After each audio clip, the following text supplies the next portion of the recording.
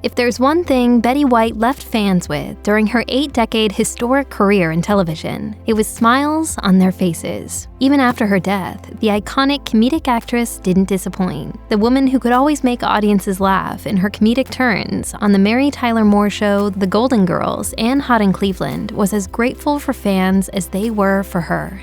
As such, two producers offered a love letter to her life with a theatrical release that had just 3 showings in theaters on what would have been White's 100th birthday on January 17, 2022, according to The Hollywood Reporter. Steve Betcher and Mike Trinkline had just distributed their documentary, Betty White 100 Years Young, A Birthday Celebration, when White passed on December 31, 2021. But they released the film anyway under the title Betty White, A Celebration, and it opened with White's last message to fans, which they filmed just 10 days before the actor's death. At the request of those close to White, they released the message on social media, and as of the making of this video, it's been viewed nearly 1 million times since it made its debut on White's Instagram page on January 20th. With such a long and storied career in television, Betty White knew she touched so many lives in ways even film and theater actors could not, because she worked in an entertainment medium that people could enjoy from the comfort and familiarity of their homes, making the relationship between performer and audience so much more intimate. During the years that Betcher and Trinkline worked on Betty White, A Celebration, they interviewed White several times and came away with a feeling of just how much White appreciated the people who made her famous, and kept clamoring for more performances from her well into her 90s. Betcher told The Hollywood Reporter, "It's different than a movie star," she always said, "where you go to a movie theater and you see them on a big screen, and they're untouchable. In the living room, you're an intimate family member." Because of that privilege she had, she always wanted to make herself approachable to her fans. It was also the love of her fans that got Betty White that late-in-life gig hosting Saturday Night Live in 2010, an episode NBC re-aired the night after she died. SNL producer Lorne Michaels told Entertainment Weekly that he had always wanted White to host, but she always turned him down. However, social media is what got her to agree to say yes when a Snickers commercial White appeared in during the Super Bowl prompted a fan to start a Facebook page called Betty White to Host SNL, Please.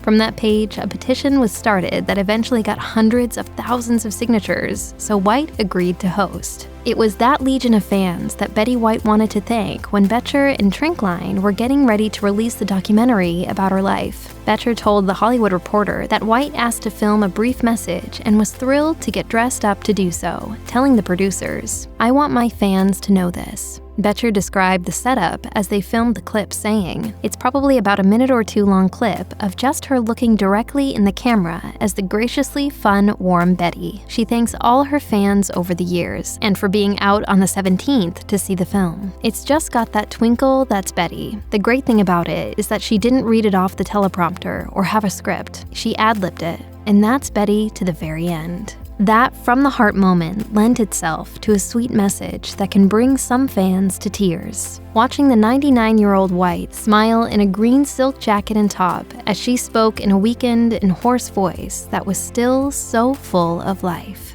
"I just want to thank you all for your love and support over the years. Thank you so much.